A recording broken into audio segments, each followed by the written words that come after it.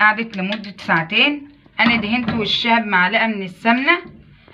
ممكن ادهن وشها برضك معلقة عسل نحل حسب الرغبة. انا بحب ادهن وشها بمعلقة سمنة. هي هتدخل الفرن، ما هي ملهاش مدة، هي حسب الفرن كل واحد يعني. بس في الفرن من تحت، وحطها في النص، وسيبيها لغاية لما الوش يتحمر خالص. يعني هي تفضل تقعد لغاية لما الوش يتحمر خالص. وان شاء الله لما اطلعها من الفرن هوريها لكم. ودي شكل الصينية ولما طلعت من الفرن، بس هي سخنة مش هعرف اقطعها دلوقتي، لازم تبرد شوية. واحنا ممكن كنا نعملها على صينية اصغر شوية، لان كانت كمية لتر، بس انا بصراحة ما عنديش صينية اصغر من دي اصغر صينية عندي. فهي كانت عايزة صينية اصغر او نزود الكمية. جربوا وقولولي في التعليقات ايه رأيكم.